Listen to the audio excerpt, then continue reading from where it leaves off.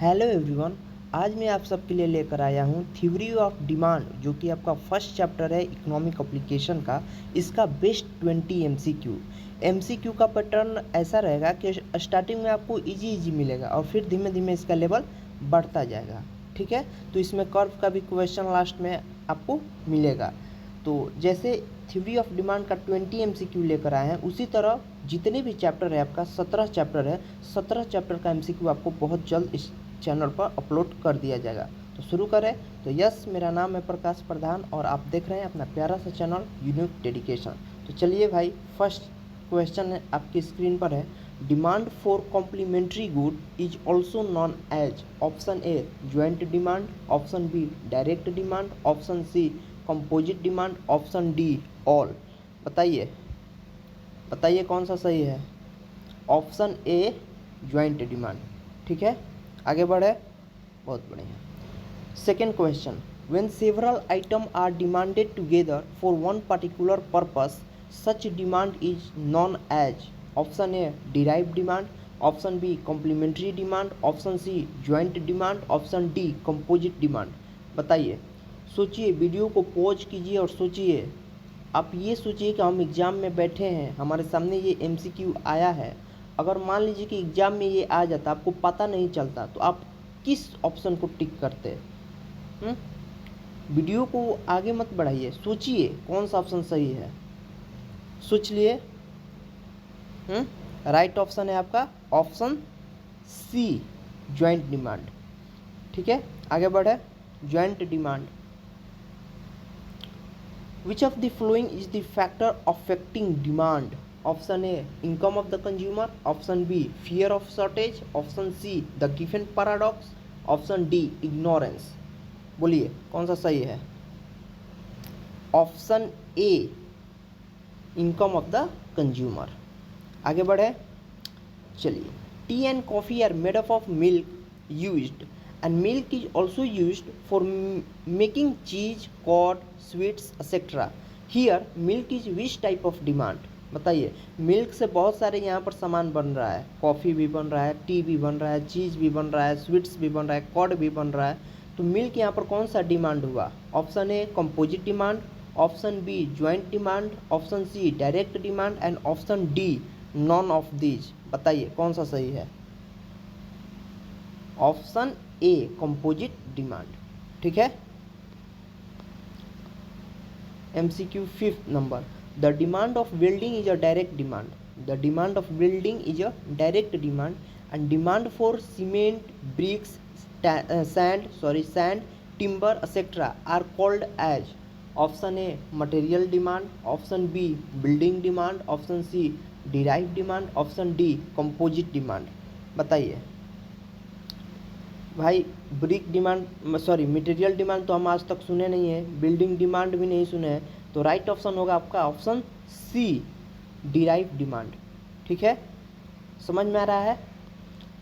Question number 6, which is cost only by change in on price of the commodity. Option A extension of demand, option B increase in demand, option C decrease in demand and option D first increases and then decreases. बताइए कौन सा सही है। Right option है आपका option A extension of demand. ठीक है। 7, which of the following is the exceptional to the law of demand. Option A the given paradox, option B prestigious goods, option C ignorance, option D all. बताइए option D all. 8, define demand schedule. Option A the tabular representation of relationship between price and quantity, option B the graphical representation of the relationship between price and quantity, option C demand schedule is a list of price and quantities and option D both A and C। बताइए कौन सा सही लग रहा है। सोचिए सोचिए कौन सा सही लग रहा है। Yes, option D both A and C. Question number 9, meaning of demand क्या होगा। Option A desire of a commodity, option B want of the commodity, option C ability और purchasing power to buy and option D all. तो right option होगा आपका option D all. ठीक है। Question number tennis ball, यहाँ पर sorry यहाँ पर थोड़ा कट हो गया है, यहाँ पर लिखा है टेनिस बॉल, ये है हमारा टेनिस बॉल, ठीक है। Tennis ball and racket, tennis ball and racket, petrol and car are example of option A complementary good, option B substitute good, option C composite goods and option D related goods. बताइए, option A complementary goods. 11th question, law of demand state that when price increases quantity demanded also increases, option B when price decreases quantity demand also decreases, option C when price increases quantity demand decreases and option D none of this. बताइए कौन सा option सही है। भाई ये तो पढ़ा, बहुत ईजी है, ये तो सभी लोग पढ़े होंगे। Option C when price increases quantity demanded. Law of demand क्या कहता है कि जब प्राइस हमारा इंक्रीज होगा तो डिमांड हमारा डिक्रीज होगा, और जब हमारा डिमांड इंक्रीज होगा तो प्राइस हमारा डिक्रीज होगा, ठीक है। यानी प्राइस इंक्रीज तो डिमांड डिक्रीज, डिमांड इंक्रीज तो प्राइस डिक्रीज। यानी कैसा रिलेशनशिप है, इन्वर्सली रिलेशनशिप है, प्राइस और डिमांड में कैसा रिलेशनशिप है, इन्वर्सली रिलेशनशिप है, ठीक है। Question number 12, state whether the following statement is true और false. If price are expected to fall in future current demand rises, true, option B false, option C sometimes true and false, sometimes false, and option D never true और false. बताइए कौन सा सही लग रहा है, सोच लिए। राइट ऑप्शन है आपका option B false. Question number 13, decrease in demand. देखिए भाई, जो क्वेश्चन आपको नहीं समझ में आ रहा है उसको कॉपी पर लिख लीजिए, ठीक है, बार बार रिवाइज कीजिए। Decrease in demand, the shifting of demand is first downward shifting, B downward upward shifting, C rightward shifting and D downward और लेफ्टवर्ड शिफ्टिंग। बताइए 13 का राइट ऑप्शन होगा डी, डाउनवर्ड और leftward shifting. Question number 14, state whether the following statement is true और false. सोचिए आराम से। The demand for inferior goods rises when the income of a consumer increases, true है कि फॉल्स है। Inferior goods है, word पर ध्यान दीजिएगा।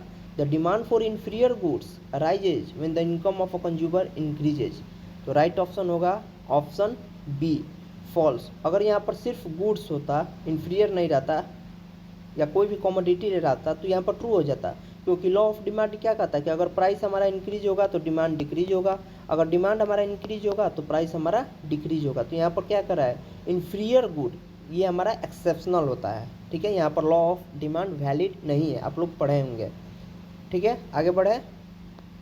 Question number 15, the reason for decrease in demand, option A increase in price, option B decrease in price, option C increase in price of a complementary goods and option D none of this.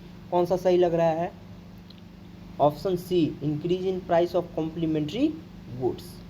Question number 16, the given paradox means positive slope of demand curve. देखिए ये hard है, ठीक है, इनका जो level है, इस level का जो क्वेश्चन है, इतना हाई लेवल का क्वेश्चन आपसे बोर्ड एग्जाम में नहीं पूछा जाएगा, लेकिन हम आपको प्रैक्टिस करा रहे हैं, इससे इजी बोर्ड में पूछा जाएगा क्वेश्चन, ठीक है। फिर भी कर्व का जितना हार्ड से हार्ड हो सकता है, जितना मतलब कर्व का क्वेश्चन से एमसीक्यू बन सकता है, हमने बनाया है। 16, the given paradox means, option A positive slope demand curve, option B negative slope demand curve, option C neutral slope demand curve and option D all. बताइए, option A positive slope demand curve. Question number 17, the slope of downward curve is, option A negative, option B positive, option C negative and then positive and option D both B and C. बताइए, right option is option A negative, ठीक है। Question number 18, movement, sorry यहाँ पर movement होगा, not move, यहाँ पर होगा movement, movement, movement, क्या होगा, मूवमेंट, मूवमेंट कर लीजिएगा। Movement along the demand curve illustrate, option A change in price, option B change in quantity demanded, option C decrease in price and option D none. तो right option होगा option B change in quantity demanded, ठीक है। Question number 19, which good are inferior goods whose demand fall with the fall in price, option A paradox, option B गिवन paradox, option C cheap goods and option D costly goods. Right option होगा आपका option B गिवन paradox. Last question है, ध्यान से आराम से सोचिए, वीडियो को पॉज कीजिए, दिमाग लगाइए। क्वेश्चन कह रहा है if price of X increases then demand of Y too increases, what is the relationship between X and Y.